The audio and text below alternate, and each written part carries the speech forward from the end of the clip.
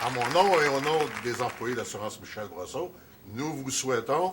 Joyeuses fêtes! Et joyeux Noël, tout le monde!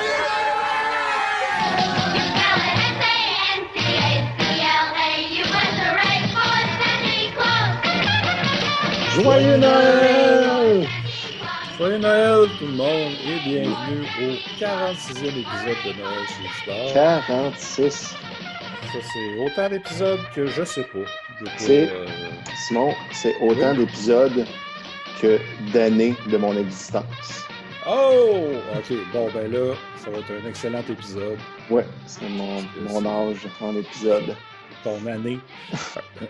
L'épisode chanceux.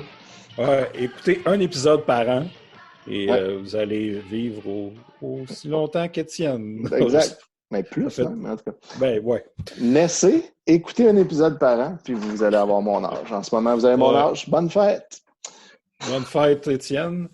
Et oui, on est une émission pour les dépendants affectifs du temps des fêtes et tous les autres. Yes.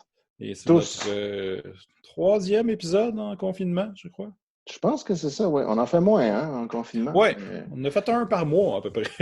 Bah, c'est quand même. On garde un lien. Oui, oui. Puis on a fait des terres humaines chez Isidore. Oui. Pour les C'est Patreons, les abonnés Patreon. Ouais. Fait que c'est quand même pas pire. Je suis Simon Chénier, archiviste vidéo de Noël. Et je suis Étienne Forêt, musicologue de Noël, sous sa vraie identité aujourd'hui. Bravo. Mm-hmm. Bravo, Étienne, d'avoir accepté d'être toi-même. ça, je m'accepte de plus en plus. Et non, Valérie n'est pas avec nous cette semaine pour des raisons... sérieuses, administratives. Ouais. Oui, c'est plutôt ça. Ben, cette semaine, on a vécu quelque chose en écoutant un grand film. On va vous en parler tantôt. Mais sinon, Étienne, comment ça se passe, toi? Comment tu vas? J'allais bien jusqu'à ce que j'écoute le film dont on va parler. Ouais. Sinon, ça allait full bien. Je suis en vacances maintenant, officiellement. Ma session est terminée. J'ai remis mes notes hier dans notre système de notes. Mm-hmm. Puis, j'ai remis la semaine passée les derniers dossiers de transcription que j'avais à faire. Je vais en faire sûrement d'autres pendant l'été, mais là, pour l'instant, je vais prendre un petit break. Fait que je suis en vacances et ça va bien. Tant mieux. En plus, on entend un oiseau au loin chez vous. Oui, effectivement. C'est une belle ambiance. On a invité plusieurs oiseaux. Check ça. Ah, c'est bon. La nature. Hein? Ouais. Fait que non, c'est assez relax là. Puis aujourd'hui, j'ai vraiment veggé toute la journée. Ça fait du bien. C'est bon, ça. Moi, j'ai hâte de pouvoir faire ça. As-tu des vacances cet été ou comment ça marche? Oui, un petit peu plus tard cet été, j'ai décidé de prendre des semaines de vacances, mais pour l'instant, je travaille de la maison. Mm-hmm. Et c'est particulier. Ouais, c'est un autre beat. Oui, c'est un autre beat. J'adore le télétravail, mais dans un contexte comme ça, c'est un peu étrange. Mais qu'est-ce que tu veux? Exact. Si c'était pas une pandémie, mettons, puis que c'était juste que maintenant on faisait du télétravail parce qu'ils ont décidé que c'était ça pour le fun, là, ça serait vraiment magique, en fait. Vraiment. c'est juste que là, ça vient avec tu peux plus rien faire. On peut Exact. plus rien dire. Déjà qu'on ne peut rien dire. C'est ça, là, on peut plus rien faire. c'est moins le fun. Mais le télétravail, oui, c'est vraiment un plaisir. Si je pouvais ne plus jamais mettre les pieds dans mon lieu de travail, je serais full heureux. Juste de faire ça de la maison. J'ai donné plusieurs cours nus du bas. Scoop! Ah. Fait que wow! OK. Personne ne l'a su. Là, c'est aujourd'hui que je le dis. Fait que voilà. J'espère qu'il n'y a aucun de mes étudiants qui écoute ça. Ouais. Puis là, je ne sais pas si présentement tu es nu du bas. On ne sait pas. Je ne peux pas le savoir. C'est pas impossible. Je te vois sur Zoom, je vois ta face, mais je ne vois pas le reste mon t-shirt. J'ai un t-shirt, mais je ne peux rien garantir de plus. Okay, voilà. Ça, c'est vraiment le bonheur. Fait que, Étienne, ça te tente-tu de te lancer dans cette affaire-là? Oui. Je suis en colère, Simon. D'accord. J'aime autant te le dire d'entrée de jeu. OK. On y va. Lançons-nous.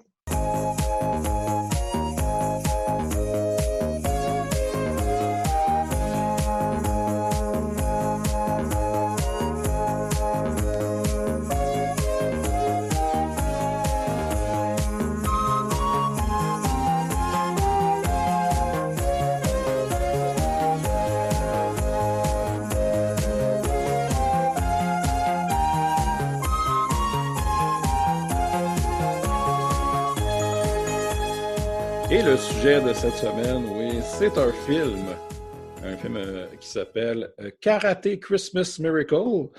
C'est un film qui est sorti à Noël dernier. Oui, en 2019, c'est tout récent. 2019.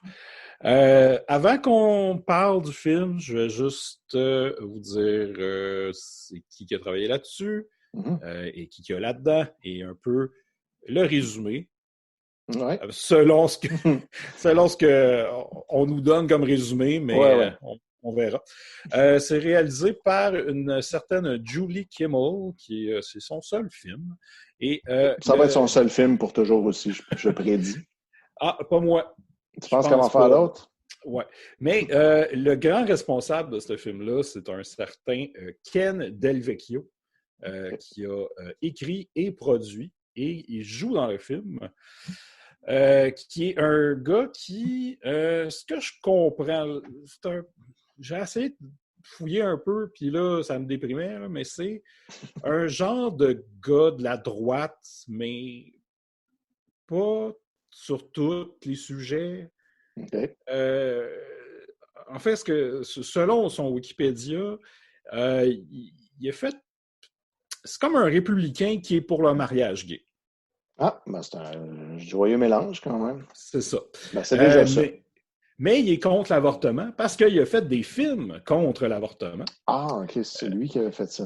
Il y en a, c'est un de ceux qui en a, parce qu'il y en a plusieurs films. OK. Ben, tu sais, il y en avait un à un moment donné qui devait passer dans les Guzzo, puis ça a fait une espèce de tollé. C'est-tu un de ses films? Non, c'était pas lui. OK. Ouais, okay. Non, ces films sont pas assez big pour aller dans les cinémas. Ouais. Il a fait aussi un film qui s'appelle OBAM Nude, donc Obama Nude. En tout cas, c'est un film anti-Obama. Fait que, tu sais, déjà, on part mal avec cette affaire-là. Ça, ce gars-là, c'est-tu lui qui fait Bob dans le film? C'est le gars qui joue le père. OK, c'est ça. C'est ça. Bob Genesis. Ah, je ne savais pas son nom de famille. Ah oui, ça fait partie un peu du monde de ce film-là qui... Où on ne sait rien. Oh, my God. C'est ça. Ça met en vedette Mario Del Vecchio, qui est le fils de Ken Del Vecchio, qui joue Jesse Genesis. OK. Fait que c'est son vrai fils dans la vie qui joue son fils dans le film. Effectivement.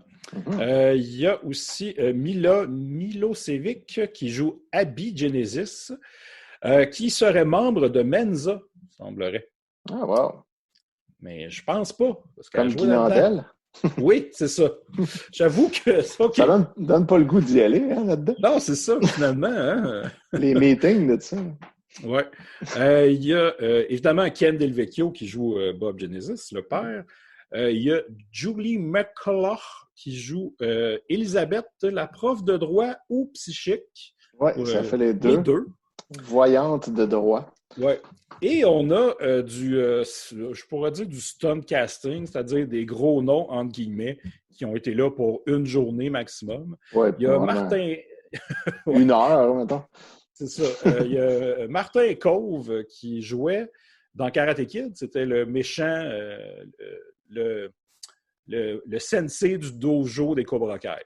Mm-hmm. Son plus grand rôle, mettons, mais il y a plein d'autres trucs. Et il y a Eric Roberts aussi. Qui fait à peu près 45 films de série B par année. Ouais. Et c'est pour ça qu'il est là-dedans. Mm-hmm. Et là, j'ai sorti le Google Translate du résumé du film. Yes. Puis on va voir ce que ça donne. Après que son père ait disparu lors d'un tournage de masse le jour de Noël, l'année précédente, déjà, on parle d'un tournage de masse, mais c'est un mass shooting. Ah, oui, OK. Ce genre de shooting-là. Voilà. C'est ça. Jesse Genesis, 10 ans, a créé une liste de 12 jours de Noël de tâches.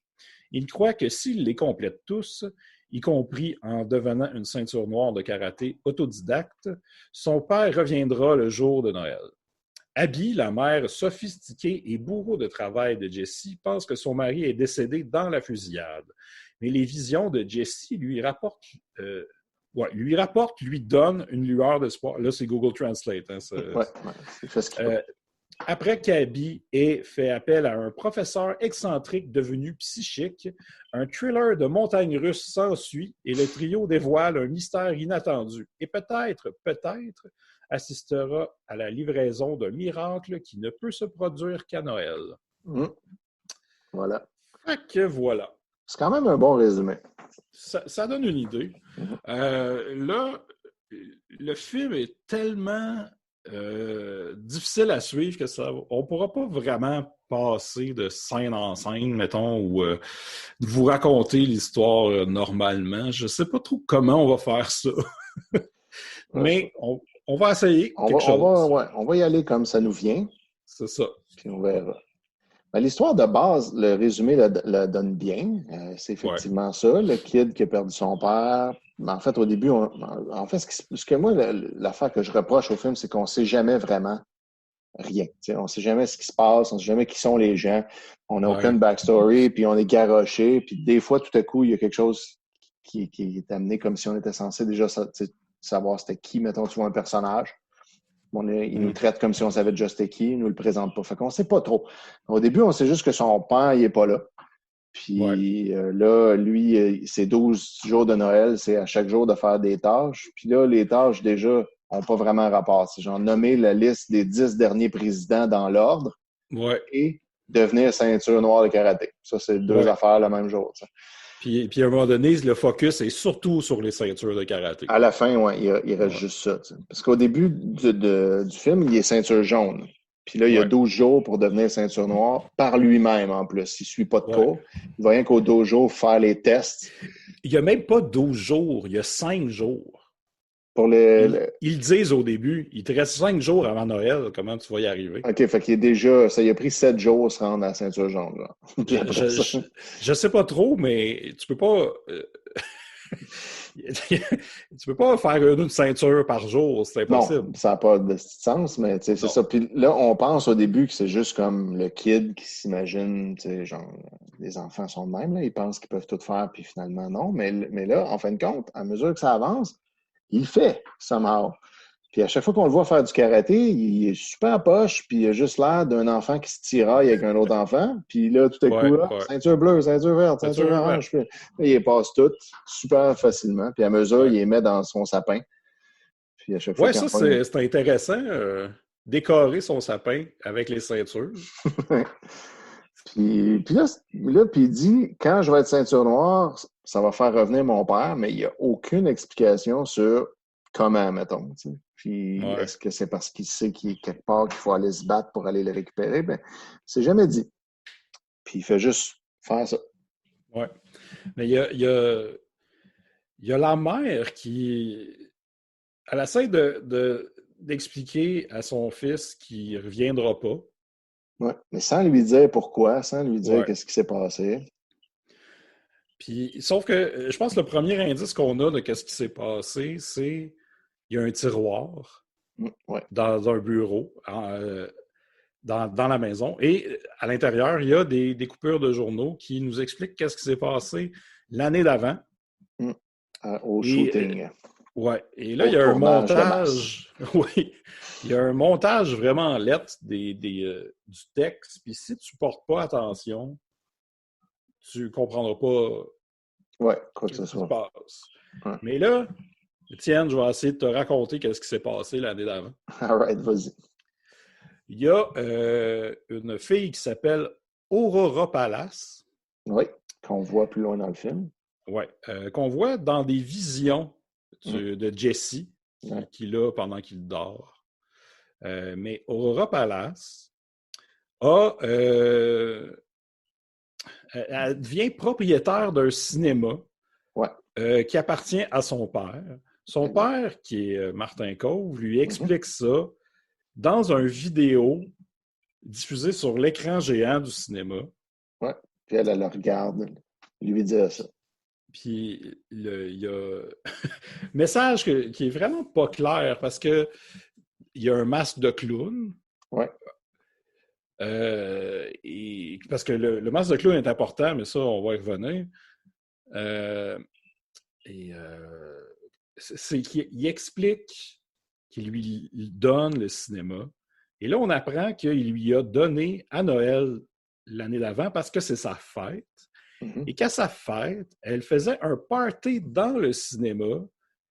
Mais le party était aussi un visionnement d'un film d'horreur, mais aussi une réunion de gens qui veulent parler du contrôle des armes. Oui, un genre de conférence Ouais. sur le contrôle des armes à feu, à laquelle participait le père de Jesse. Exact. Parce que lui, c'est un avocat, puis il y avait une espèce de knowledge de la loi là, sur les armes à feu, puis il y avait quelque chose à apporter à la conférence. Ouais. Et c'est là qu'il y a un mass shooting qui est fait par, ce qu'on comprend, Eric Roberts, qui lui aussi nous parle à travers l'écran de cinéma, Ouais. à coups de paraboles incompréhensibles. Ce qu'on comprend, c'est qu'il est aussi dans la salle, mais avec un masque de clown. De clown, oui. Lui aussi, un masque de clown. Puis là, il a fait le shooting. On ne sait pas pourquoi, vraiment, pourquoi il a fait ce shooting-là. Non. Puis pourquoi le père de Jesse, qui était dans le shooting, pourquoi il est soit pas mort ou pas retrouvé? C'est comme, comment ça qu'on ne sait pas il est où après le shooting pendant 1 an? Ouais. Ça, c'est pas expliqué. Là. La mère, elle pense qu'il est mort, mais elle n'est pas sûre. Fait que donc, ils n'ont pas trouvé son corps. Ouais. Fait que s'il n'est pas mort, il est où?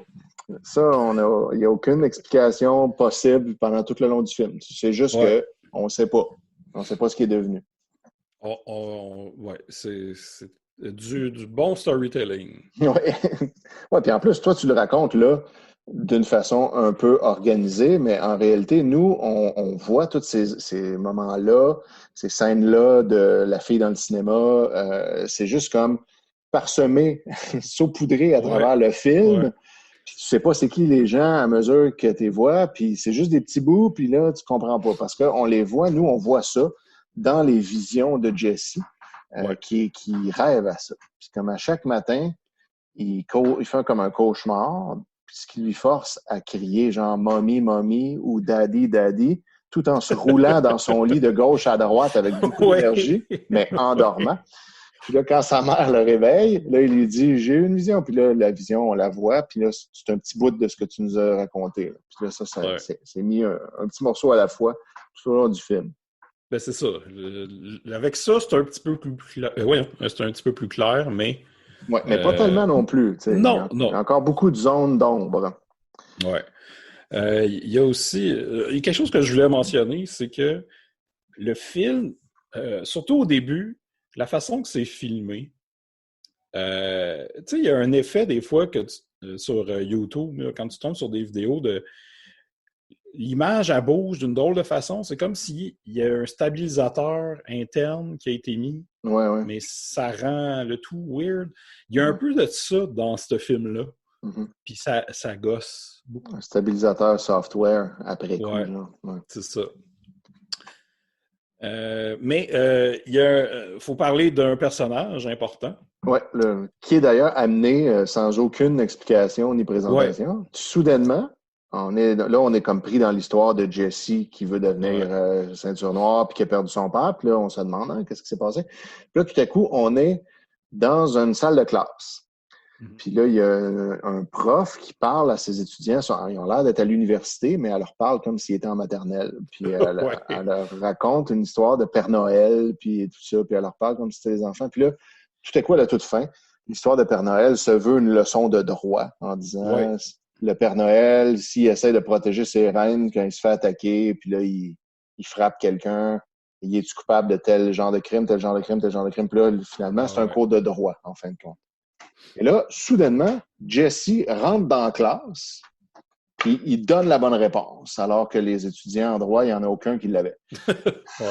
Puis là, la fille qui donne le cours, elle dit « Très bonne réponse, Jesse! » Fait que là, elle sait c'est qui. Mais nous, on ne sait pas encore, elle, c'est qui. Non. Puis là, après ça, c'est tout. La scène est finie comme ça. Puis la scène suivante... On se retrouve dans son bureau. Ouais. Elle est assise avec la mère de Jesse et la conversation ne fait aucun sens. Non, c'est complètement absurde. La mère lui dit genre, je vais vous raconter une histoire. Puis OK. Puis là, on ne sait pas comment elle est arrivée dans le bureau, puis pourquoi. Là, puis Non. là, Jesse, lui, il n'est pas là. Il était dans la classe tantôt, mais là, il n'est pas là dans le bureau.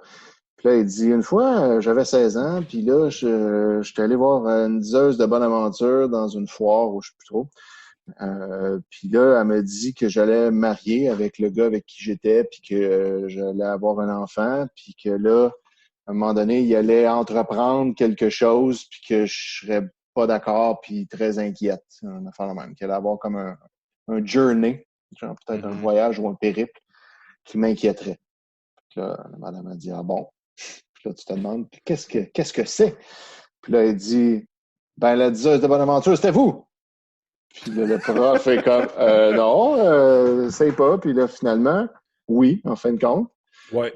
Le prof de droit était une diseuse de bonne aventure, puis en fait, elle a des réels pouvoirs de divination.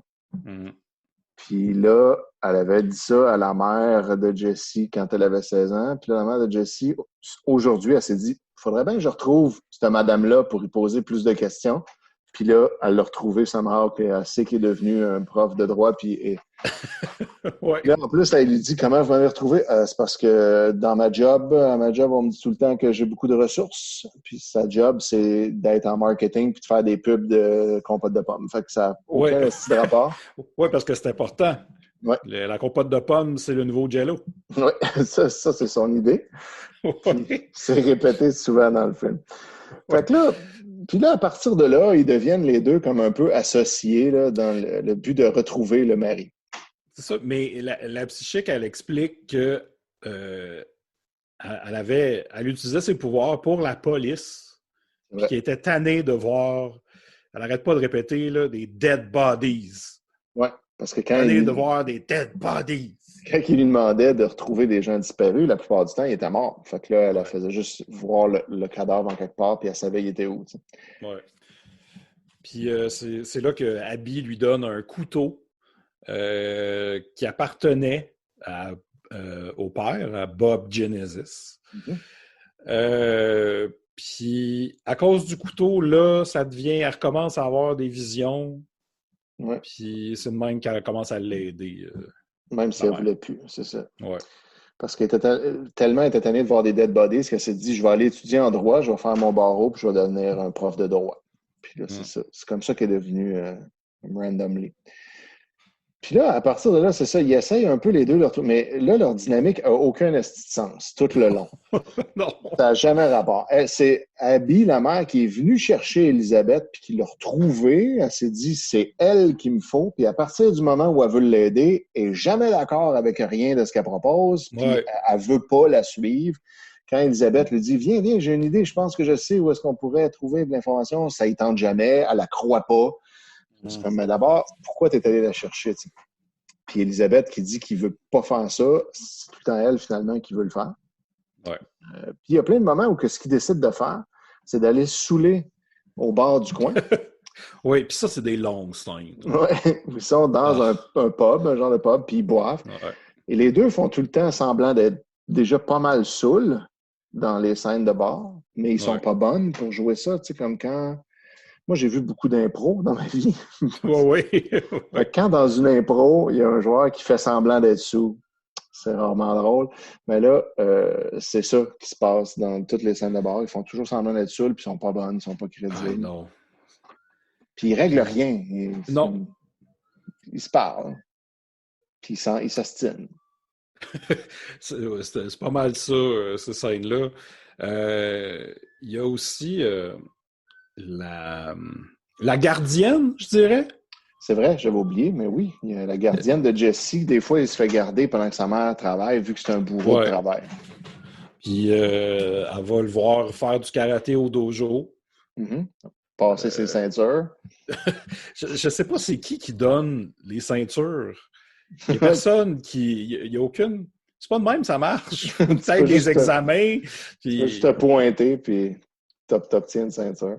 Oui, mais c'est quoi je voulais dire sur la gardienne? Ah, c'est ça, c'est que Jessie, à un moment donné, explique les ceintures à la gardienne. Oui. Alors, puis là, ça a l'air d'être le bout. On dirait qu'il était obligé de plugger ça. On dirait Ouais. que c'était comme un oral sur les ceintures, puis Ouais. ils ont fait une histoire autour pour être originaux, puis en fait, c'est un prétexte. Puis le but, c'était de parler des ceintures. Puis là, il dit chaque couleur, qu'est-ce que ça représente, puis une métaphore pour se rappeler de l'ordre. En fait, ça, j'ai trouvé ça Ouais. intéressant quand même. J'ai appris des choses. Ah, ben moi, j'ai comme douté. Je me suis dit, ah, c'est peut-être pas vrai, tout ça. C'est Ouais, peut-être de la c'est ça. bullshit. Faudra aller Surtout que, checker. surtout que c'est comme monté sur une espèce d'effet cheap Photoshop de boomer, là. Ouais, C'était toute une scène. ouais, c'est vrai. C'est une scène importante. Puis quand il... En fait, c'est ça. Jesse explique les ceintures à sa gardienne, puis il se rend jusqu'à, mettons, la ceinture bleue. Parce que Ouais. c'est là qu'il est rendu. Puis là, il dit, Ouais. puis après, puis là, il dit, ah là, je sais pas, je suis rendu juste ici, là. Fait que parle-moi pas des autres ceintures. Puis là, la scène suivante, là, t'as Elisabeth puis Abby qui sont dans le dojo ensemble. Ouais. Pour rien, on dirait, tout seul. Puis là c'est Abby qui continue l'explication des ceintures à l'autre. Puis comme il continue la conversation des deux autres personnages. Ça, mais quand ils sont dans le dojo, ils regardent des gens faire. C'est comme une classe d'autodéfense. Oui, des femmes qui font de l'autodéfense. Puis là, la psychique dévoile à la mère que le père donnait des cours d'autodéfense. Oui, puis que le couteau qu'il avait sur lui au moment où il s'est fait shooter dans le mass shooting, c'était en fait un prop qui venait de ce cours-là, qui servait à simuler une attaque au couteau pour que la femme essaie de se défendre contre. C'est ça. Puis que c'est pour ça qu'il l'avait dans sa poche, il l'avait comme juste gardé par distraction. Puis c'est ça qui arrive tout le long de leur relation quand ils parlent, c'est que la psychique fait tout le temps découvrir des trucs que le père n'a jamais dit à la mère, comme ça, comme faire une réunion sur le contrôle des armes et aussi construire un gazebo. Oui, c'est vrai. Et également être une ceinture noire de karaté lui-même. C'est vrai. On apprend un point, c'est la voyante qui dit en fait, c'est une ceinture noire. Puis là, voyons, ben non, il n'a jamais fait de karaté. Non, je te dis, c'était une ceinture noire. C'est pour ça que Jessie veut devenir une ceinture noire, sûrement. Ah, OK. Puis là, la femme, elle ne savait pas ça. T'sais. Puis ça ne sert à rien en plus. On apprend ça. Elle ne le savait pas. Ça n'a pas de sens. Puis ça n'a aucune utilité dans l'histoire. Fait que c'est de la style merde. La seule affaire que ça fait, parce que le père est joué par l'auteur, et ça me rappelle beaucoup The Room. Ouais. L'espèce d'auteur qui se met en vedette. C'est un bon rôle. Ouais, c'est ça. Dans The Room, c'est Tommy Wiseau, c'est un bon gars. Il s'occupe d'un enfant malade, ou en tout cas, je ne suis pas trop là. Le voisin. Le voisin pas clair. Puis ouais. C'est un banquier super riche. C'est ça, il achète des trucs à sa blonde, puis tout, il est parfait. Là, c'est un peu ça. C'est comme le gars, il avait une vie un peu cachée, mais c'était toutes des bonnes choses. Ouais. Quoique le speech sur le gun control, je n'ai pas trop compris s'il était pour ou contre. Là. Ça dépend, exact. On va pas se prononcer si c'est une bonne chose tant qu'on n'a pas entendu le speech. Exact. Puis, oui, je voulais revenir sur la présence de Martin Kove dans le film. Oui. Parce qu'il y a deux scènes. Il y a la scène où il lègue le cinéma à sa fille, Aurora Palace, qui est nom de très mauvais goût, hein? Oui, effectivement. Et c'est le nom de la ville où il y a eu un mass shooting dans un cinéma. Oui, ça a sûrement un rapport. Oui, je pense que oui. Mais il y a aussi une autre scène où Jesse, pendant qu'il rêve, téléphone à Martin Kove. Oui. Il a une conversation qui n'a aucun sens parce que clairement,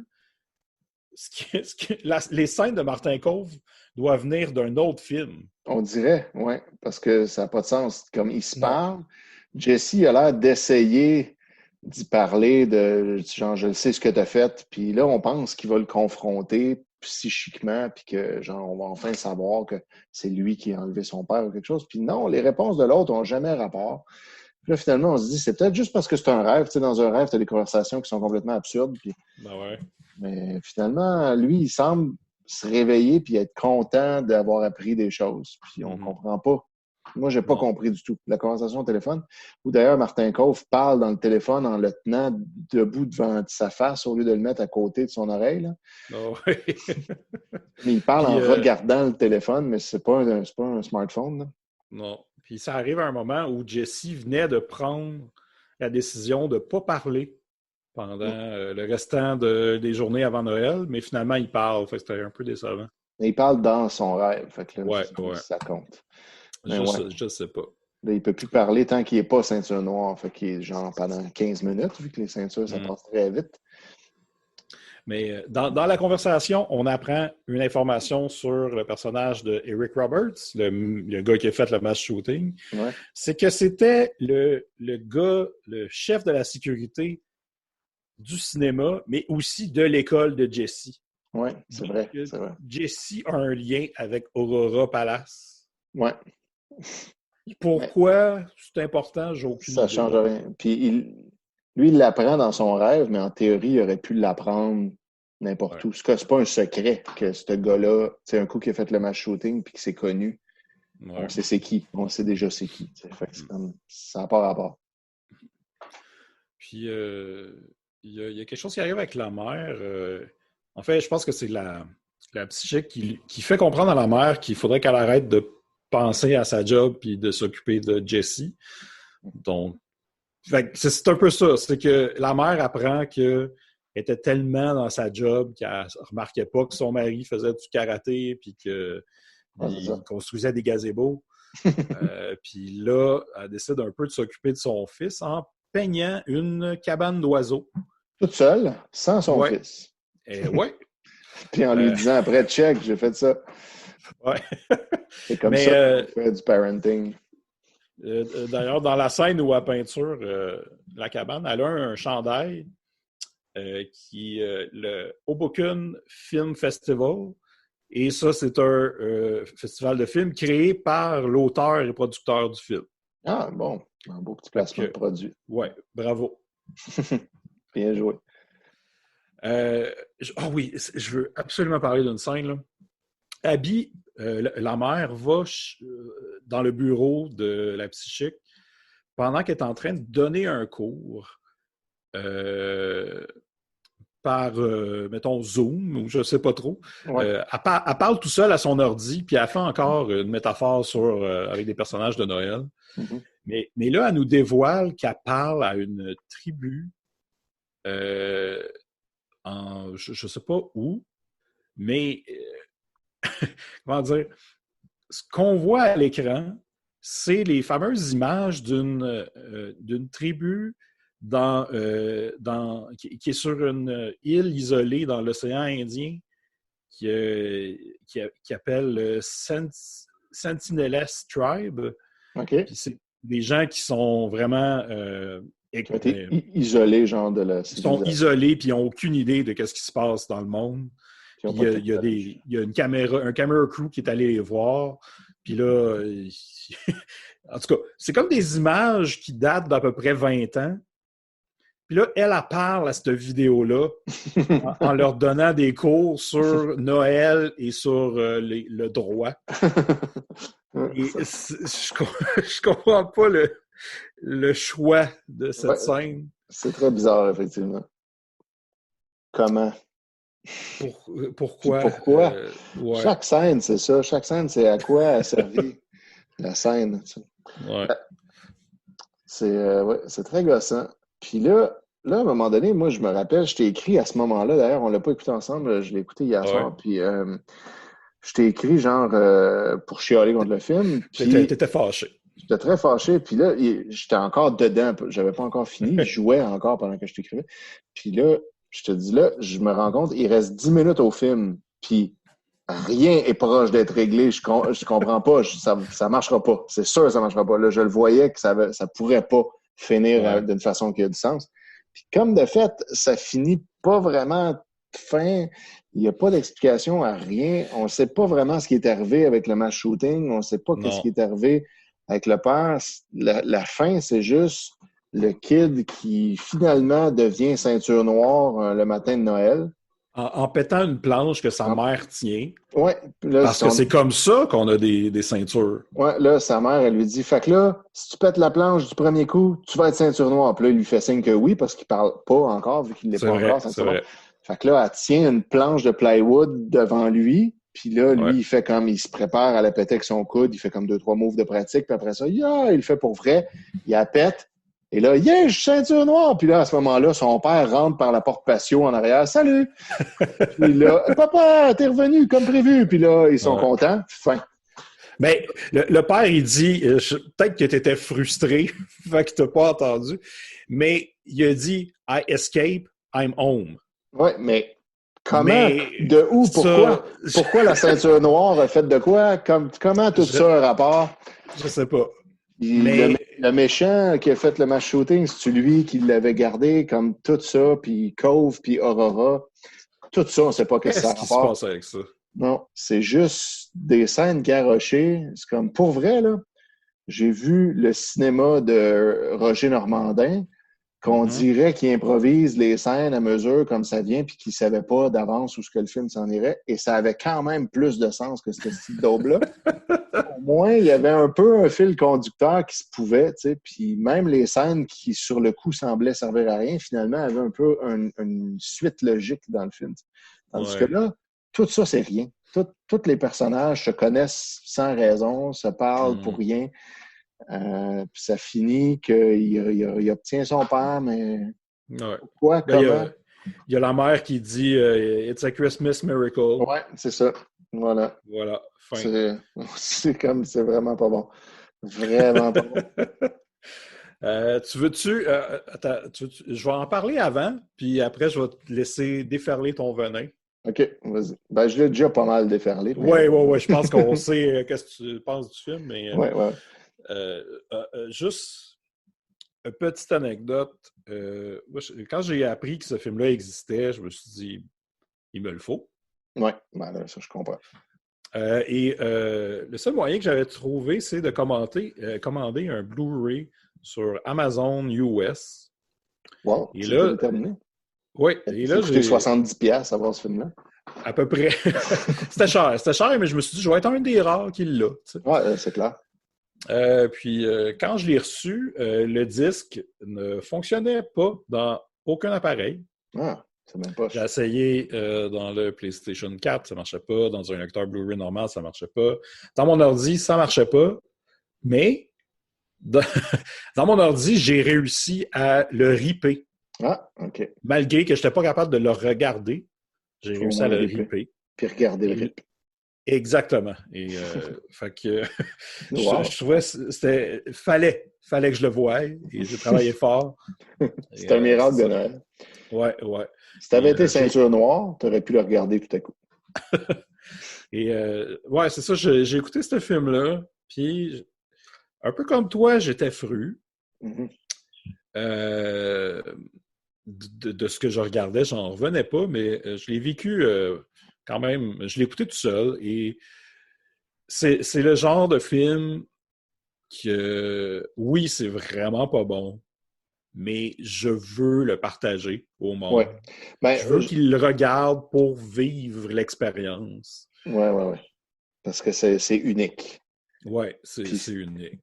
Au moins, tu n'es pas tout seul. Puis, je suis content de l'avoir écouté seul en même temps parce que je pense que si on l'avait écouté, mettons, en gang, comme on fait des fois pour certains films de ce genre-là, j'aurais cru que c'était parce qu'on était en train de niaiser puis que j'avais manqué des bouts que je comprenais rien. Puis j'aurais pas su qu'en fait, c'était autant mal fait que ça. J'aurais pensé que c'était juste moi qui avait... Ça arrive des fois, là, on niaise, on jase, puis là, on se rend compte qu'on a manqué une scène, puis on ne sait plus où est-ce qu'on est rendu. Mais là, au moins, j'ai pu le voir vraiment sous son vrai jour, attentivement, du début à la fin. Le vraiment vécu. Oui. Puis je le sais que c'est pas bon. Je sais pourquoi. Je vais te laisser, avant que je donne ma note, je vais te laisser en parler et tu donneras ta note. OK. Ben, tu donnes-tu des louvains ou des grignons? Qu'est-ce que t'en penses? Mais j'ai hâte de voir qu'est-ce que toi tu vas en dire, parce que toi, tu l'as écouté plusieurs fois. Fait que là, peut-être après plusieurs écoutes, tu arrives à mettre les morceaux ensemble un petit peu plus ou je sais pas si c'est faisable. C'est juste peut-être Non. qu'il y a des affaires que j'ai pas remarquées. Je sais pas. En tout cas, j'ai hâte de voir ce que toi, tu peux en dire. En fait, je pense que tu vois plus comment que c'est tout croche. Ouais, ça fait Tu juste ça. dis, quand tu l'écoutes une première fois, tu te dis, ben, il y a peut-être des affaires que j'ai pas compris, mais je sais que c'est vraiment pas bon, Ouais. que c'est amateur, que c'est un vanity project pour quelqu'un. Mhm. Tu le vis tout ça, mais plus tu le réécoutes, en tout cas, la deuxième fois que je l'ai écouté, je me suis dit, ben, peut-être ça va me permettre de plus comprendre. Puis oui, je comprenais plus, mais ça fait encore moins de sens vu que je Ouais, comprends. exact. Fait que tu vois encore, ça te confirme qu'il Ouais. n'y a rien à faire avec le Ah non, film. OK, c'est vraiment de la merde. Et je vais donner 5 grillons, voilà. J'ai décidé, j'allais le C'est faire. maintenant? Ouais, Ouais, ben, je le fais, je te le dis. Sauf que faut que les gens le voient. oui. Puis en fait, c'est ça.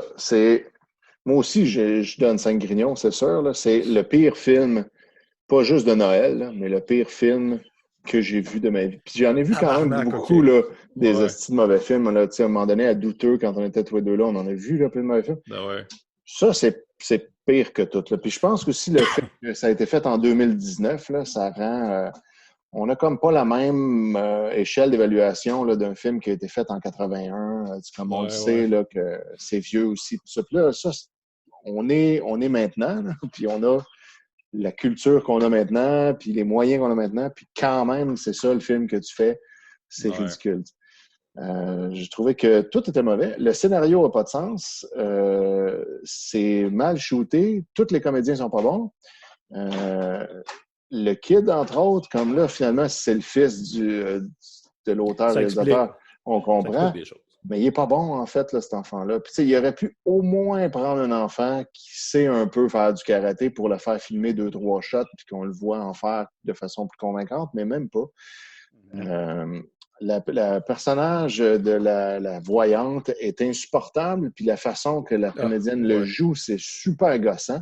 Elle fait juste comme parler en bébé, faire des faces, puis faire des mouvements de main tout le temps, comme Mario Benjamin dans ses vidéos.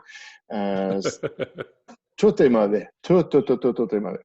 Fait que Ouais. 5 grignons. Mais oui, je pense que malgré tout, il faut le voir pareil parce que c'est tellement mauvais que ça se démarque Ouais. du lot. Puis c'est pas le genre de film que c'est tellement mauvais que ça devient bon. Non. Ça reste mauvais, mais c'est tellement mauvais que tu veux avoir vu ça. Tu veux avoir vu le plus Ouais. mauvais film. Puis comprendre la rage que j'ai en ce moment, puis la vivre toi aussi de ton bord. Ouais. En plus, ça a l'avantage quand même, c'est 1h20. Ouais. Puis c'est un petit peu moins long que ça, en fait, parce qu'il y a un générique à la fin, fait que mettons 1h16. Fait que c'est pas long, là. C'est mauvais, mais ça se coûte très vite. Fait que c'est quand même pas si pire. Si tu veux le faire, tu peux trouver l'énergie d'écouter ça. C'est dans la. C'est un peu. C'est un peu dans le genre de film à la Neil Breen, Oui, pour ceux c'est vrai. qui savent c'est quoi. Mais Neil Breen, il y a un élément qui comment dire, qui est plus interpellant où tu dis, OK, tu sais, c'est tout croche. Ouais, il y a beaucoup de métaphores et tu te demandes qu'est-ce qui se passe, mais le film,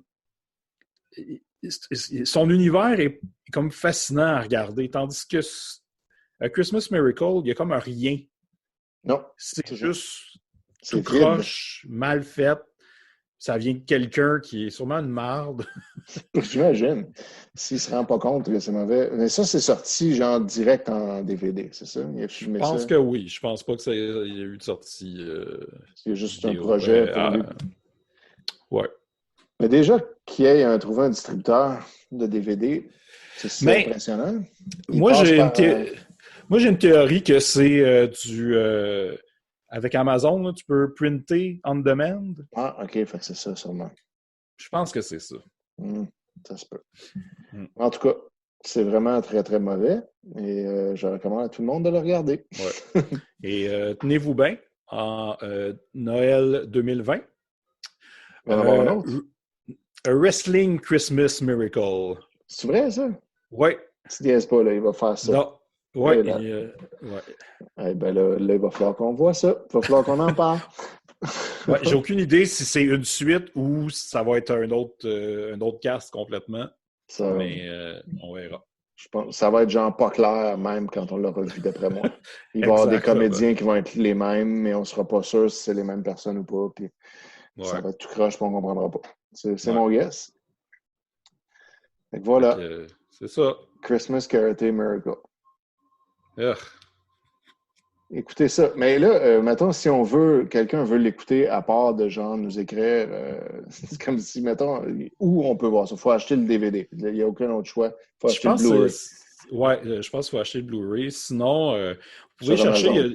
Il y a des reviews sur YouTube. Vous pouvez juste regarder ça et vous faire une idée aussi. Mm-hmm. Il y a quelques extraits, mais... Il n'est pas disponible en streaming nulle part. C'est la seule place que je l'ai vu. OK. Fait qu'il faut vraiment... Faut payer. Faut payer ou nous écrire. Ouais. Maintenant, on l'a. En tout cas. Ouais. Bon, ben voilà, c'est ça. Bonne chance. Ouais, bonne chance. Dans un petit coin de mon cœur, il y a un ange qui chante des cantiques de Noël avec la voix de ma mère. Il y a une étoile qui touche au plafond. Il y a les accolades puis les rires aux larmes. Il y a les poignées de main puis les becs qu'on attend depuis 1 an. Il y a la bonne odeur de la tourtière et de la dinde. Et il y a les retrouvailles des parents et amis. O'Keeffe vous souhaite de joyeuses fêtes en douceur.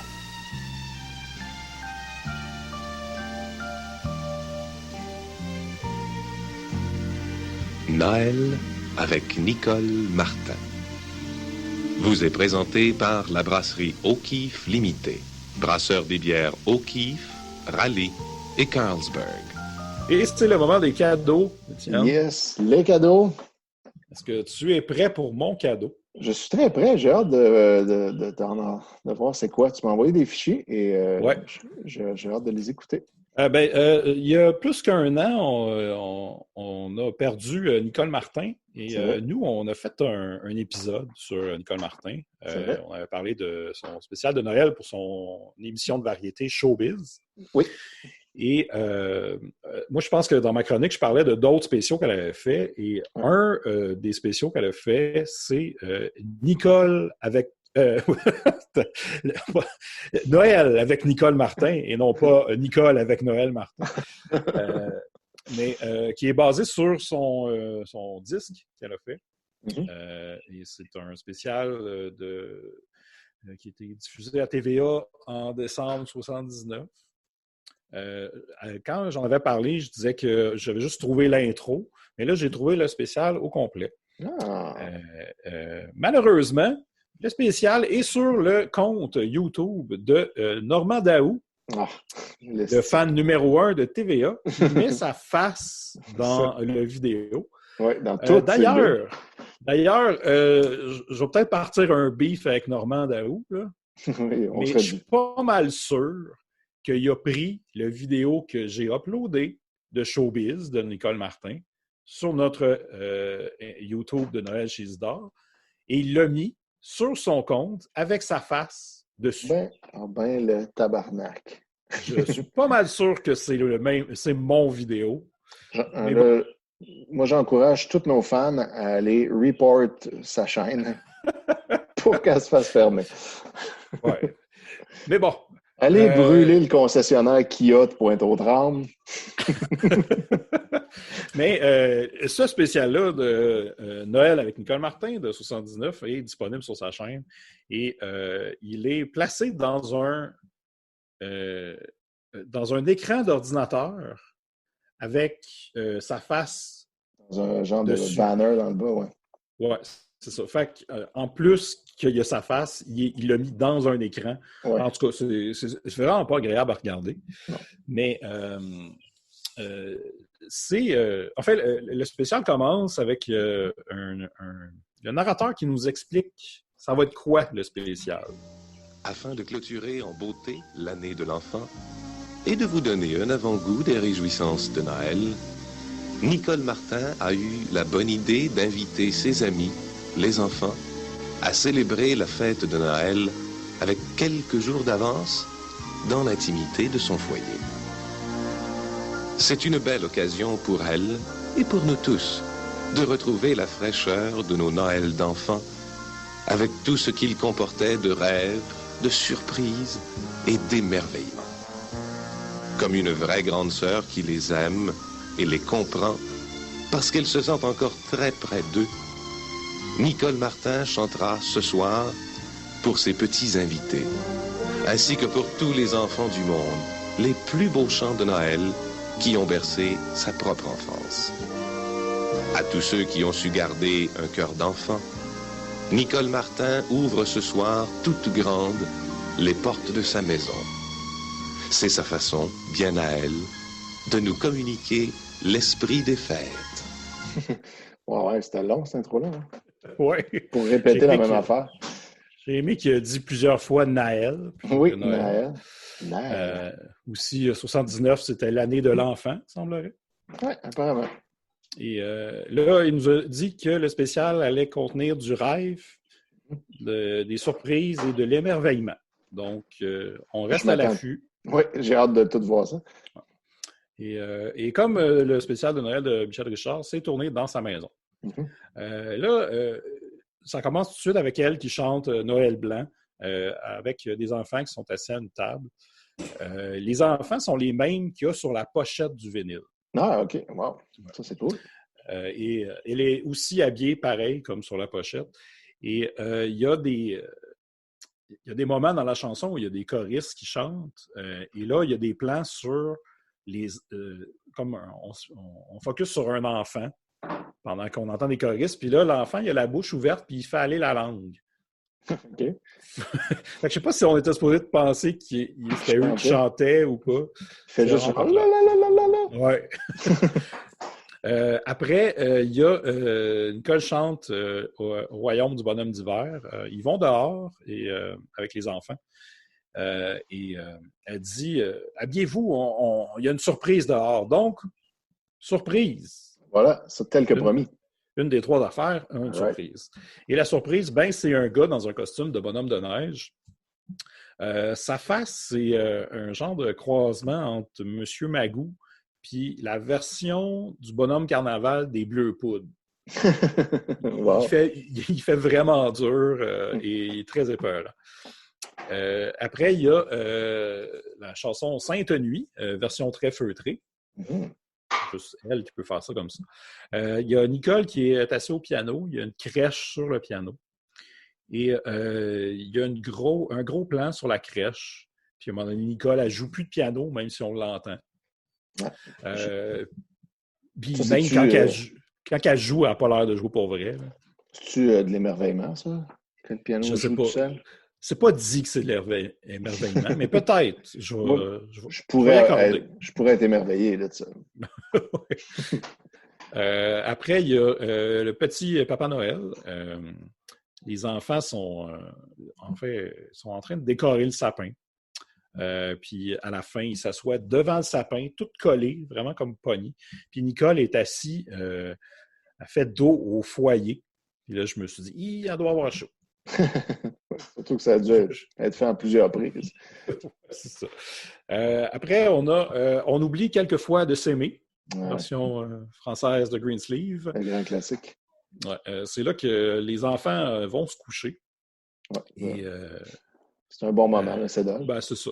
Elle leur chante la chanson, elle leur gueule un peu. Elle leur gueule Noël dans leur face là, pendant qu'elles essaient de dormir. Là. En tout cas, jusqu'à maintenant, il n'y a pas beaucoup de rêves.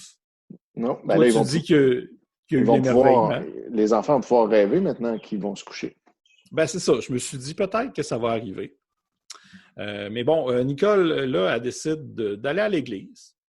OK. Et non, c'est pas tout de suite. Elle se met un manteau de fourrure, elle sort dehors en avant de chez elle, puis elle chante « C'est la nuit de Noël ». Et elle se fait aller le trémolo. Puis, j'ai pas grand-chose à dire là-dessus, sauf que je dois avouer que sa maison a l'air magnifique. Oui. Est-ce qu'on sait c'est où, sa maison? Attends, je pense qu'ils disent à la fin. Non, mais en fait, on sait que l'église où elle va aller tantôt, c'est l'église de Notre-Dame de Bon Secours. OK. Fait que j'imagine sa maison est dans ces Pas loin, environs. ouais. Ça serait logique. Ouais. Sinon, après, il y a le narrateur qui dit des choses. Noël, c'est une fête merveilleuse quand on a le bonheur d'être entouré de ceux qu'on aime, que ce soit sa famille ou ses amis. Mais c'est souvent quand on est seul qu'on se souvient que c'est d'abord et avant tout une fête religieuse et que l'on ressent parfois le besoin de se réfugier dans le calme d'une église pour retrouver la paix de l'âme. Wow. Donc, si on est seul à Noël... On réalise que c'est religieux. Exact. Puis on peut aller se réfugier dans une église. Oui, faites ça. Ben, non, faites pas ça. Non, faites vraiment pas ça. Je recommande ça à personne. Et là, elle nous chante Ave Maria. Et c'est pas la même dimension que Richard Huet. Non, c'est sûr. Parce que lui, c'est toujours une autre dimension. Hein, fait que... C'est ça. Elle, c'est une dimension plus réelle. Donc, c'est ça. Et elle chante à côté d'une statue de Marie, je pense. OK. Mes cours de religion ça a un rapport. un peu loin. C'est ça. Après, elle fait son classique, Glory, Glory, Hallelujah. Ouais. Elle est seule dans l'église, mais elle chante comme s'il y avait un gros public. Donc, les enfants dorment toujours tout seul à la maison, pendant qu'il est à la messe de minuit. Sans surveillance. Oui. Mais je pense que j'ai un extrait de la chanson, juste parce que c'est une excellente version. Ils sont suivis cette étoile sur les chemins de Judée, mais des quatre coins du monde, d'autres maisons imitées, et se chantent comme une source à travers ce pays. Il est né cette nuit.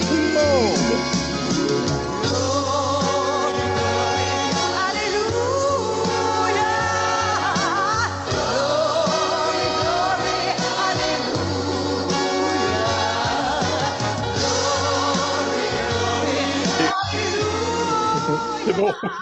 On a eu assez. Il restait quelques secondes, mais ouais.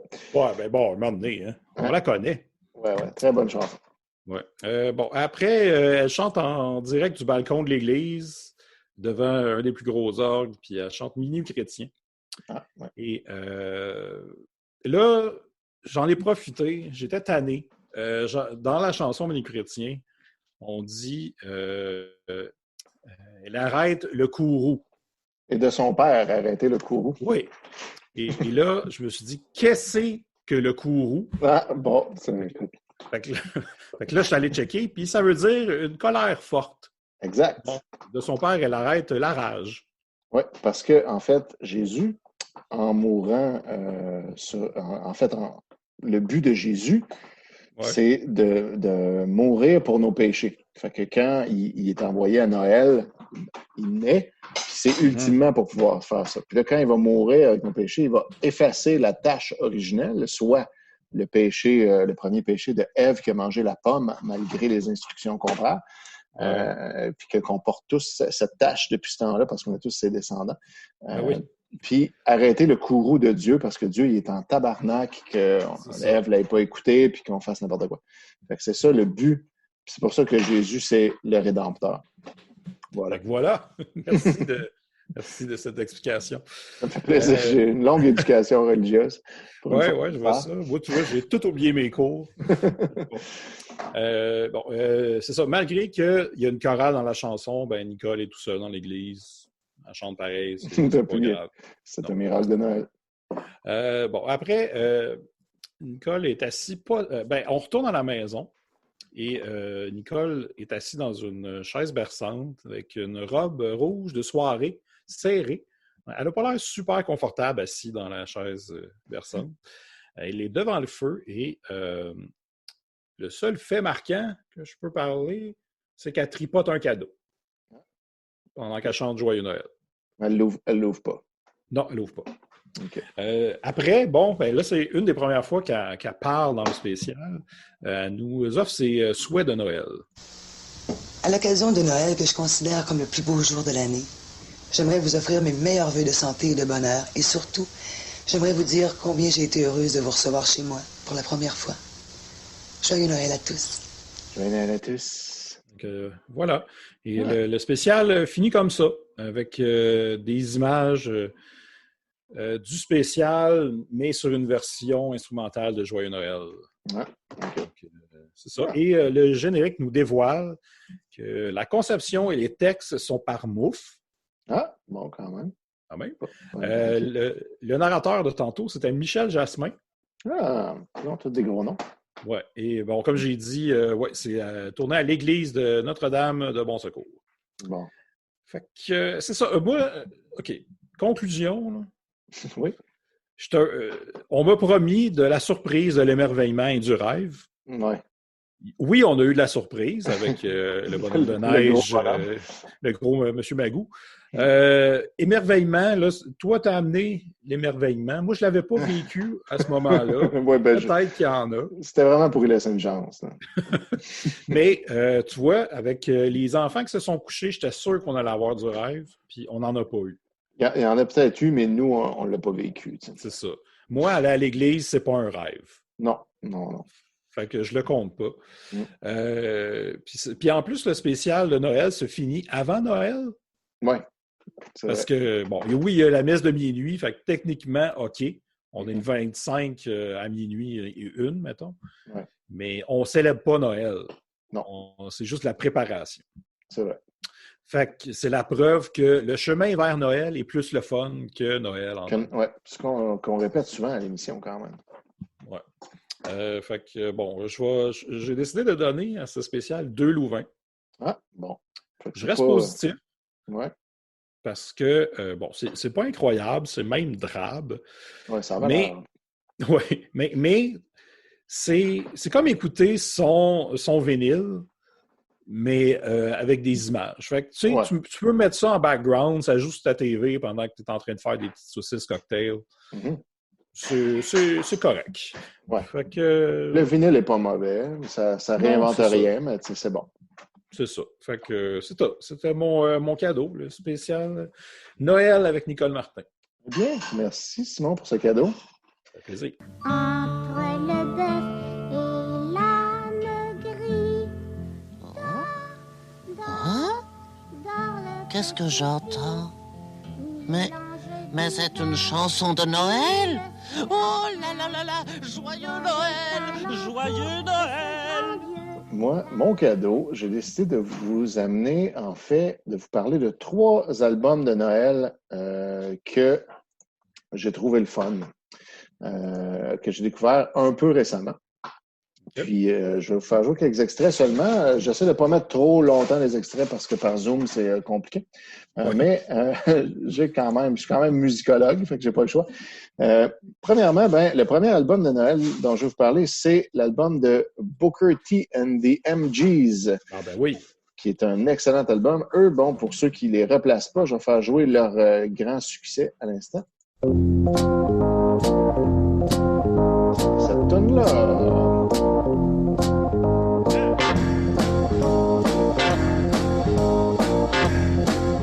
Voilà, tout le monde connaît cette chanson-là. Fait qu'eux, ils ont un album de Noël qui est vraiment très bon. Et d'ailleurs, ça m'arrive pas très souvent d'écouter de la musique de Noël en dehors du temps des fêtes ou du temps un peu avant le temps des fêtes, autre que pour préparer l'émission, of course, mais comme par moi-même que je dois en mettre. Et celui-là, ça m'est arrivé plusieurs fois de l'écouter en corrigeant pendant ma session. Puis, je trouvais ça cool, ouais. Il y a eu des moments, tu sais, pendant la pandémie, là, il y a eu des bouts que des fois, c'était comme la vie était comme plus compliquée, puis qu'on savait pas ce qui s'en venait. Puis, je trouvais que ça me faisait du bien d'écouter la musique de Noël, mais de la bonne musique. Fait que celui-là, donc, est sorti en 66. Ça s'appelle In the Christmas Spirit. Et je vais vous faire jouer juste quelques extraits random de quelques chansons. Vous allez avoir une idée un peu de la vibe.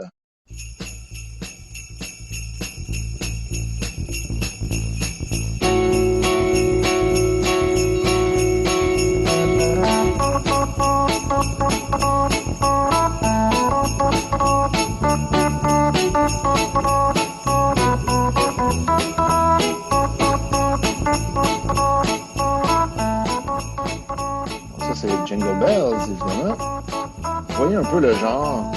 C'est très funk. On va mettre une Très, autre. très bon. Ouais, c'est vraiment très bon. Ici, on a Silver Bells.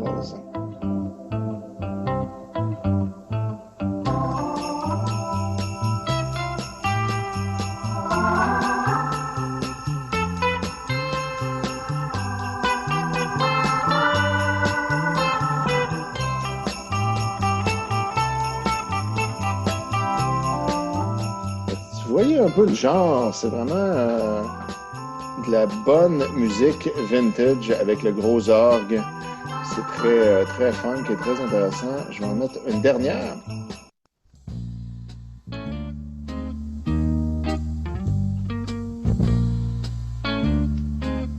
C'est bluesy.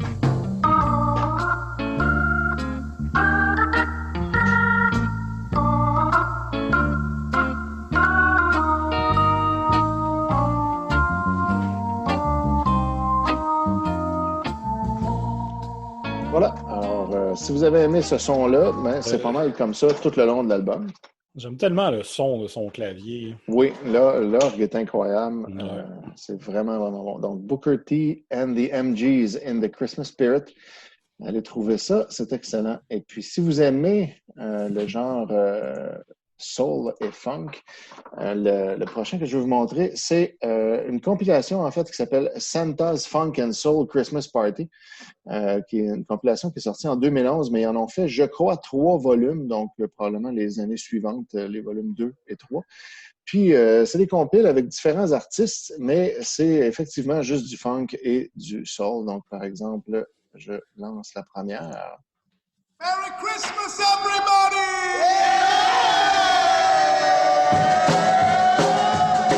You know I feel so good. I said I feel so good.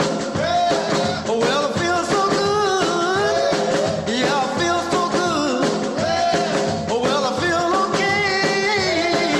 On this Christmas day, I got a pocket full of money and my baby by my side. You know I'm so glad. Voilà, c'est une compilation de chansons qui ont tout un peu ce genre de groove-là. C'est parfait. Oui, par exemple. J'en veux plus. En voici une autre. We're having a party, a soul Christmas party.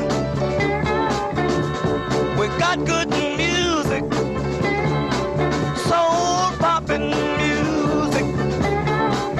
Oh, there is no Christmas like a soul Christmas. No, no. Bells are ringing. Voilà. We are singing. Et puis une dernière. Ici, Santa's got a brand new bag. Santa's got a brand new bag. Come on, children, dig the crazy seed. It's oh so fat, but it's big and it's prickly. It ain't no trade. Santa's got a brand new bag. Voilà, que vous reconnaissez sans doute. Une légère adaptation d'une chanson connue. Fait que voilà, ça sonne pas mal comme ça tout le long. Il y a 12 tracks sur l'album, mais après ça, comme je vous disais, il y a le volume 2 et le volume 3 qui existent aussi. Puis c'est sorti en 2011, 2013, 2015 respectivement, mais évidemment, c'est des compilations de vieilles chansons. Mm-hmm. Puis bon, il faut filer pour ça, il faut aimer ce genre d'affaires-là. Moi, je trouve ça vraiment nice. Ça fait du bien. J'ai le goût d'en écouter le plein. Oui, ben, tu checkeras ça. Ils sont tous sur Google Play Music, mais sûrement aussi sur Spotify, je n'ai pas vérifié. Je pense que j'ai le volume. Ah non, c'est une autre affaire. J'ai une autre compilation soul, funk de Noël, mais ça date c'est plus vieux. Je pense qu'il y a des chansons de Booker T and MG. Ouais, c'est très possible. C'est toutes des vieilles tunes anyway, donc le fait que la compil soit récente, ça apporte pas grand-chose en fait. Puis le dernier dont je vais vous parler, c'est un album l'album de Noël des Flaming Lips, qui est sorti en 2007, que moi je connaissais pas, qui s'appelle Imagine Peace, Atlas, It's Christmas. Donc, c'est tout écrit avec des genres de fautes d'orthographe volontaires là, pour faire un peu une espèce de référence à l'album Once Upon a Time, écrit bizarre de John Lennon. En même temps, Imagine Peace, ça a un peu rapport avec John Lennon aussi. Ce qui est cool de cet album-là, c'est que les Flaming Lips, souvent, ils font ils sont vraiment bons pour faire des albums concept weird, puis de pas se soucier de est-ce que ça va être populaire, ils veulent juste faire des affaires, puis ça peut être bien bizarre. Celui-là, il est quand même très, très accessible. C'est beaucoup des chansons connues déjà.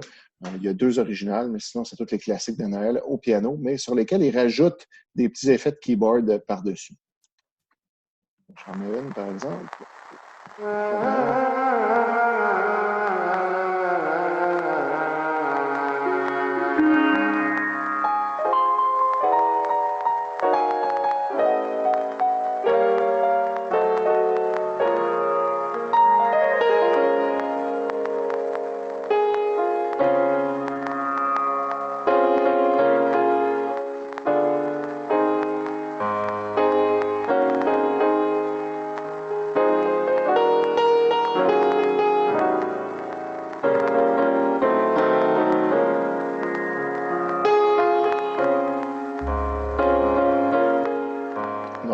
Que ça s'écoute bien. La partie clavier weird est pas si présente et pas si weird que ça.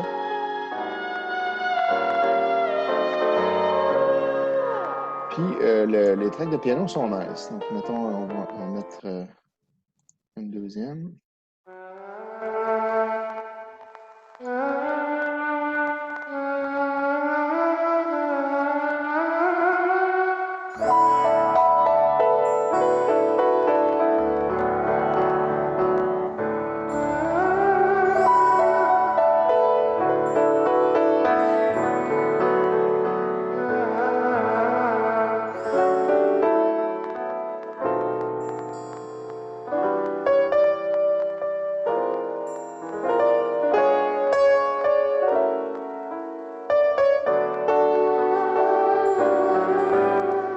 Voilà, c'est très, très relaxant, je trouve, vraiment le fun à écouter. J'ai bien aimé cet album-là. Donc, voilà, les Flaming Lips.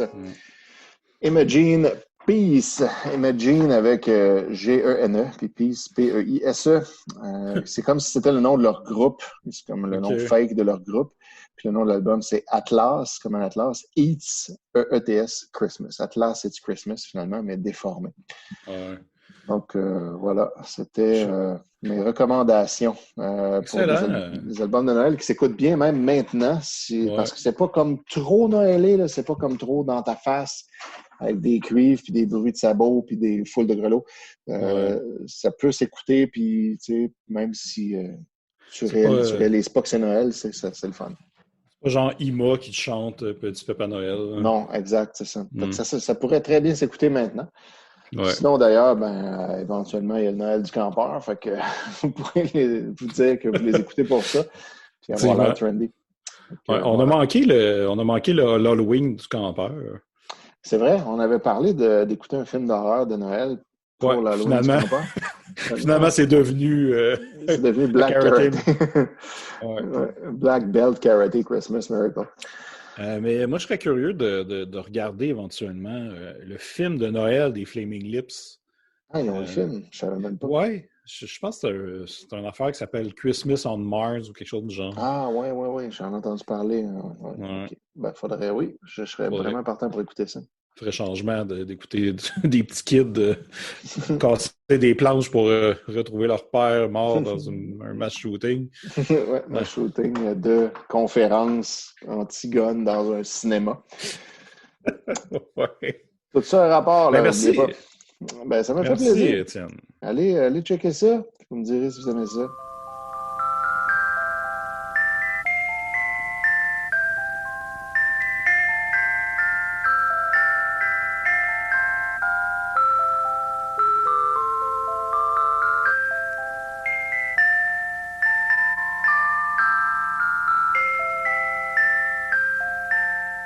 Ce billet coûte cher? Rassurez-vous, Daniel Spécialité est là pour vous simplifier la tâche. À l'occasion des fêtes, pour 400 $, vous obtiendrez un habit, un veston, un pantalon, 2 chemises, 2 cravates. Le tout, taxes incluses. Voyez nos autres spéciaux des fêtes. Habit, 149,95. Veston sport, 79,95. Imperméable doublé, 99,95. Dans nos 4 magasins d'annuels spécialités, les retouches sont faites sur place, gratuitement. Votre service, c'est important. Que souhaitez de plus? De très joyeuses fêtes. Et c'est le moment de Spotted Noël. Yes! T'as-tu Ça, spoté des t'en as? affaires? J'en ai Ouais. quelques-uns. Moi, Mais tout. Commence. OK. Je continue à checker des vieilles VHS pour trouver des trucs intéressants à archiver. Mhm. Et une des cassettes avait le premier épisode de Noël de Terre humaine. Ah, bon, c'est vrai. Ouais. Un excellent épisode d'ailleurs. Évidemment, c'était pas la diffusion originale, là, c'était une reprise de Radio-Can en genre 2009. Là. Ouais. Et, c'est ça. Mais parlant de Terre humaine, je suis en train de continuer à écouter Terre humaine. Je suis rendu dans la 6e saison. Tu m'as dépassé. Et il y a un épisode de Noël dans la 6e saison. Ah, yes. Fait que ça va être Ouais. le dernier Ouais. épisode de Noël. Même, je pense qu'il en parle dans un, puis après, il y a l'épisode de Noël, en tout cas. Ils font souvent ça, ouais, comme ils mentionnent que Noël approche, puis il y a comme 2 C'est ça. épisodes qui sont un peu à cheval là, sur Noël, le Ouais. jour de l'an. Sinon, je suis en train d'écouter District 31. Oui, tu me disais ça tantôt. Ouais. Hey, il y a beaucoup d'épisodes, hein? Oui, c'est une quotidienne qui roule depuis des années. Ouais, c'est ça. Mais là, j'ai commencé la saison 1 et dans la saison 1, il n'y a pas d'épisode de Noël en tant que tel, mais il y a des épisodes tournés l'hiver et il y a des scènes extérieures et dans certaines scènes extérieures, il y a des décorations de Noël. Ah, bon. Donc, j'étais un peu excité à l'idée, hey, il va-tu avoir un épisode de Noël? Mais finalement, non, il n'y en a Non. pas eu. Ben, au moins. Des scènes extérieures l'hiver, on voit plus ça souvent dans les productions québécoises. Non. C'est Puis, pas tu sais, j'ai vérifié aussi, je me suis dit, bon, tu sais, il y a des décorations de Noël. Est-ce que ça a été diffusé dans le temps de Noël? Mais non, c'était comme diffusé au mois de février. C'est comme 2 mois plus tard, mais ils ont quand même tourné dans le temps de Noël. Fait que voilà. Sinon, bon, il y a eu l'annonce hier, mais pour ceux qui nous écoutent plus tard, il y a quelques jours, de la PlayStation 5. Ben oui. Nouvelle console qui s'en oui. vient. Et un des trailers qui ont sorti, c'est pour une expansion du jeu de Spider-Man qu'il y avait sur la PS4, qui est le Spider-Man de Miles Morales. Et dans le trailer qu'ils nous ont montré, ça se passe à Noël. Ben bravo. Il y a de la neige, il y a des décorations de Noël, puis tout. Fait que je suis vraiment content. J'ai toujours rêvé d'un film de Spider-Man qui se passe dans le temps des fêtes. Ouais. Et là, ben, on est proche avec ça. C'est cool. Je suis bien content. Est-ce qu'on sait c'est combien que ça va coûter, la PlayStation 5? J'en ai aucune idée. Ça va être cher, ça. Ouais, genre 700-800 $, là, puis... Ouais. Peut-être que j'exagère, mais je pense pas. Ouais, ça aurait de l'allure. Ouais. Puis là, ça va baisser dans 3-4 ans. Puis... C'est ça. C'est là que je vais l'acheter probablement. C'est ça, moi, avec. Et sinon, j'ai écouté Jean-François Provençal qui faisait un tournoi de billes sur Twitch. Oui, le fameux Québec Billes. Oui, exact. Québec Billes. Je participais aussi et à un moment donné, Jean-François Provençal a décidé de passer des chansons de Noël. Ah, bravo. Pendant le tournoi de billes, il a passé 23 décembre de Beau Dommage, la tourne de Noël de Villeray. Il a passé Le Père Noël, c'est un Québécois, la version originale de Joseph. Oui, exact. Et non pas le Boom Ding Band qui l'a fait par la suite. Il a passé aussi un remix de Watatata de Noël. C'était particulier. Et il a passé une chanson de Noël de C'est quoi? C'est Kaoui FM. Oui. Puis là, à cause de ça, je suis comme tombé dans un trou noir de chansons de Noël faites par des radios et des stations de radio. Il y en a beaucoup d'entre eux qui contiennent du Deux Frères. Je tiens à avertir tout le monde. Oui, faut que... C'est pas super agréable. Vous avez été avertis, là. Si vous les écoutez, c'est votre problème. Puis, je suis tombé sur le classique de 2012 que j'étais en train d'oublier et c'est important de s'en rappeler. La chanson Noël, c'est rouge de Rouge FM, chantée par Joël Legendre. Ben oui, avant son downfall. On peut écouter un extrait. C'est basé sur la chanson de Mariah Carey, All I Want for Christmas. Tout ce que je veux dans ma radio, plein de notes de musique en cadeau. 100% Noël, c'est nous. Souvenirs d'enfance au rendez-vous. Tout ce que je veux maintenant, c'est de voir sourire mes enfants. Passer du temps en famille, complice de ces yeux qui brillent. Tout ce que je veux pour moi, c'est dans leur cœur plein de joie. Et la joie, c'est nous. La couleur de Noël, c'est rouge. La couleur de Noël, c'est rouge. D'ailleurs, cette tune-là est sur la playlist de Noël de Radio Cochonnerie. Donc, des fois, ça passe. La couleur de Noël, c'est jaune, en fait. Ouais. Fait que moi, c'était mes spotted pour le Excellent dernier mois, spotted. mettons. Oui, c'est vrai. Ben, une chance qu'on en fait moins souvent parce qu'on en voit moins quand même, vu qu'on est tout le temps fermé chez nous. Il faut tomber dessus à TV. C'est tout ce qui nous reste. C'est un peu ça. Ouais. Moi, de mon côté, j'ai commencé à écouter 20 ans en retard sur tout le monde la série Six Feet Under. Ouais, comme ça a commencé en 2001, puis là, moi, j'ai commencé ça cette semaine, là. Ou la semaine passée, je sais pas trop. C'est ça, le confinement, hein? Ouais, exact. Tu te dis, c'est quoi, mettons, les vieilles séries que je m'étais tout le temps dit que j'écouterais, puis que finalement, j'ai jamais écouté parce qu'il y a tout le temps de nouvelles affaires plus fun, là. Six Feet Under, District 31. Tu as tout écouté, les nouvelles affaires, fait que là, tu passes finalement à ceux-là. Je suis pas rendu ben loin, j'étais encore dans saison 1, je suis plus trop épisode 6, 7, quelque chose comme ça. Je les écoute très doucement. Puis, ben, le premier épisode de la série, c'est un épisode de Noël. Et puis, la première scène de cet épisode-là commence par la chanson I'll Be Home for Christmas, qui joue à la radio pendant que le père, en fait, conduit son corbillard, puis écoute ça à la radio.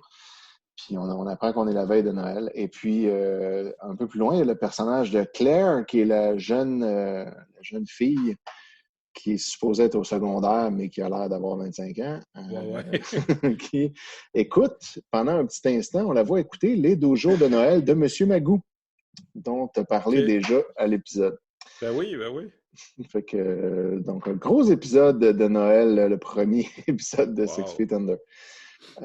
Après ça, on s'est promené un peu. Là, moi, je suis dans un chalet en campagne ici, puis on se promène souvent dans le coin quand on n'a rien à faire. On va se promener en voiture dans les environs, puis c'est très beau.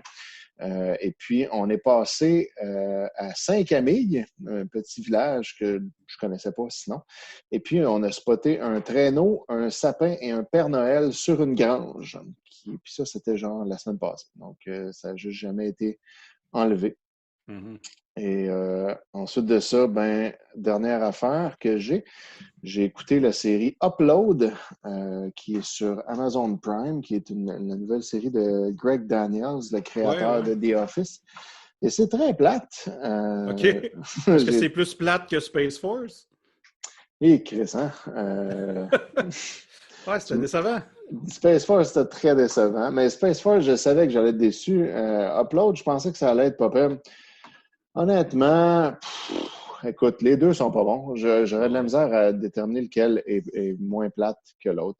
Okay. Je pense que Space Force est peut-être un petit peu mieux écrit vers la fin, mettons. Mais Upload, le concept, c'est un concept qu'on a déjà vu là, dans d'autres séries. C'est juste que c'est censé être une comédie autour de ça. Puis finalement, c'est pas vraiment drôle.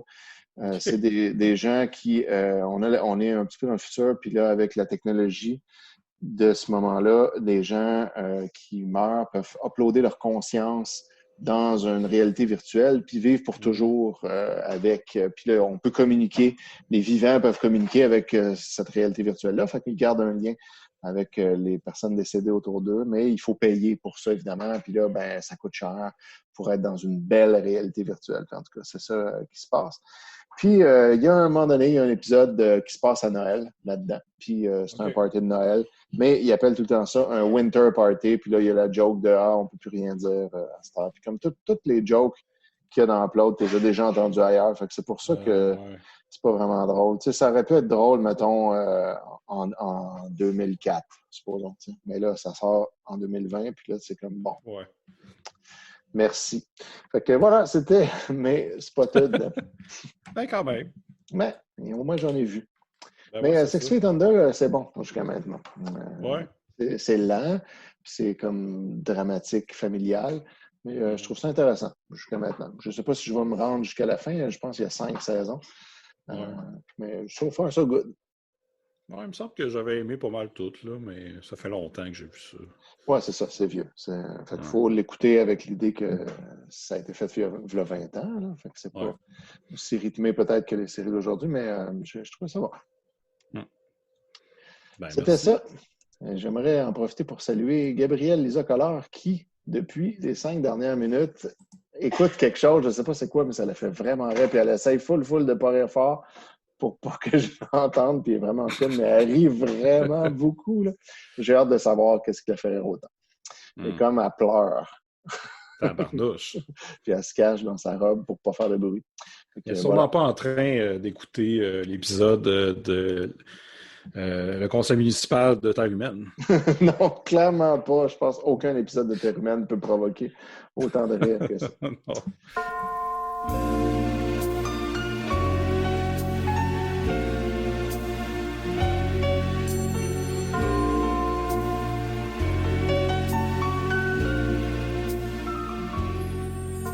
Et c'est ce qui conclut notre 46e épisode. Yes. Ben, évidemment, vous savez, comme je répète à chaque épisode. Puis, oui, là, si vous ne le savez pas, là, vous n'êtes vraiment pas attentif.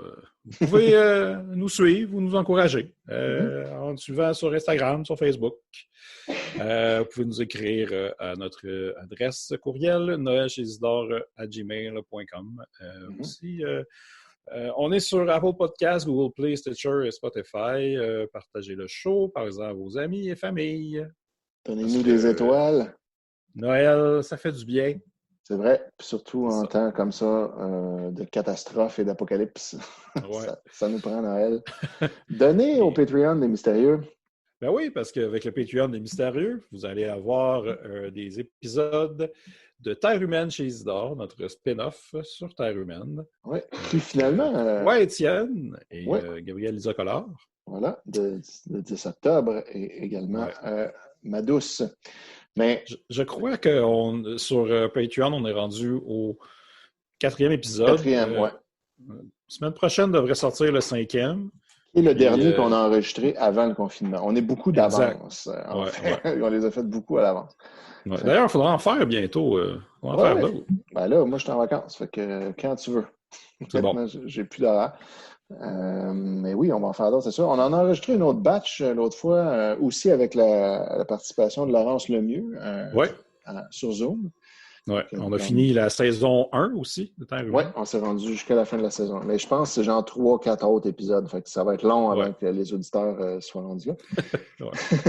Puis voilà. Mais j'ai été surpris de la réponse.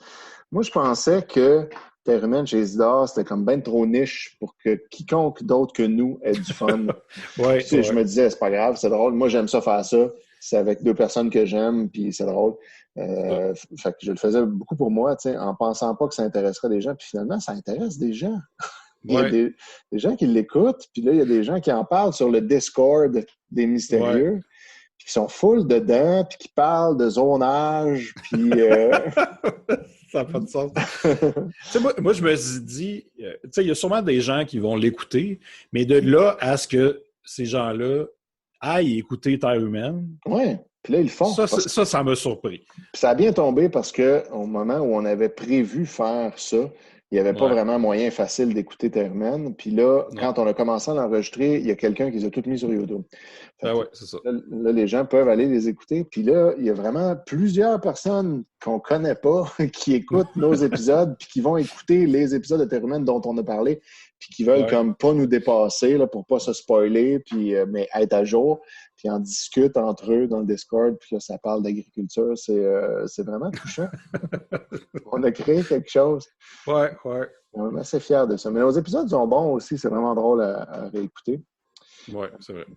Puis, parce que j'avais pris beaucoup de notes en écoutant, puis là, je lis mes notes. Puis là, Simon, il y a plein d'informations complémentaires, puis des vieux tweets qu'il avait fait sur Terre humaine en 2014. Gabriel connaît pas l'émission, il l'a jamais écouté, puis il essaie juste de comprendre de quoi on parle. Fait que je pense que ça fait un bon mélange au vibe. Ouais. Swanee à Zozo. Swanee à Zozo, le convertisseur de Swanee à Zozo. Fait que pour comprendre cette joke, vous devez donner au Patreon des Mystérieux puis avoir accès à ça. Exact. Pour un café par mois. C'est rien, un café. Hein? Non, c'est ça. T'es en confinement, t'en bois plus de café, tu vas plus au thème. Non. Sinon, Étienne, combien il reste de jours avant Noël? Eh bien, Simon, tiens-toi bien, parce que là, on a franchi une ligne imaginaire très importante. On est passé sous la barre du 200 jours. Oh, quand même. Car au moment d'enregistrer ce podcast, il reste 196 jours avant Noël. Donc, voilà. C'est très bientôt. Oui, tant mieux. Oui, ça s'en vient. Je sais pas pas de quoi. On va pouvoir se voir d'ici là. Oui, c'est ça. De quoi va avoir l'air Noël, Zozo? Je ne sais pas trop. Mais en tout cas, on verra. Au pire, ce sera des Noëls sur Zoom. Puis on invitera tous les auditeurs de Noël chez Isidore à nous rejoindre dans un gros Zoom party. Ça pourrait être, pour vrai, ça a l'air le fun. Ben oui, ça va avoir l'air du gala Iris du cinéma québécois qu'il y a eu cette semaine. Est-ce que tu as vu le truc que Jean-François Provençal a sharé? Oui, ben moi, je l'avais mis en stories. Ah, OK, bon, parfait. Tu l'as spoté aussi. Ouais. J'ai même appris c'était qui qui n'avait pas chié pendant 3 jours. C'est qui? Est-ce qu'on peut savoir? Je ne sais pas si pourquoi pas, hein? On vous l'aurait appris ici. Ben voilà. Scoop de Noël chez Isidore. C'est le réalisateur de court-métrage Alexandre Dosti. Ah, voilà. Qui dit « J'ai pas chié depuis 3 jours ». Au début où ça rentre live. Oui. Il m'a confirmé qu'il est en santé. Donc, voilà. Ça va bien, ça va malgré tout. Il a fini par chier éventuellement. Ouais. Ah, ben, il y a eu des rumeurs que c'était Ève Landry pendant un bout, puis finalement, ce n'est pas elle. C'est vrai que ça aurait pu être il y a une voix qui pouvait être une voix de fille ou de gars. C'était pas clair. En tout cas, mais tu sais, on parle souvent de faire un spécial de Noël, genre inviter nos auditeurs dans un bar, tout ça. Puis à chaque année, on se dit qu'on va faire de quoi, puis finalement, on le fait jamais. Puis quand on y pense, il est trop tard, puis tout est déjà réservé. Mais là, sur Zoom, c'est super simple. Puis là, c'est rendu la norme. Tout le monde est habitué d'être sur Zoom tout le temps. C'est peut-être que peu importe l'état du monde, on pourrait le faire. On pourrait. Même si on a le droit de sortir, on pourrait quand même faire ça. Ça pourrait être cool. Ouais. En tout cas, sinon, il reste 43 jours d'ici le Noël du campeur. Donc, ouf! Ça, c'est, on va le vivre symboliquement. Oui, ça, je pense que cette année, on n'ira pas couvrir une parade de Noël dans un vrai camping, malheureusement. Non. On peut regarder des vieilles sur YouTube. Oui, exact. On a fait ça la première année, puis ça avait été vraiment le fun. Oui. Fait que voilà. Voilà. Ben, joyeux Noël, tout le monde! Et 1000 bougies! 1000 bougies!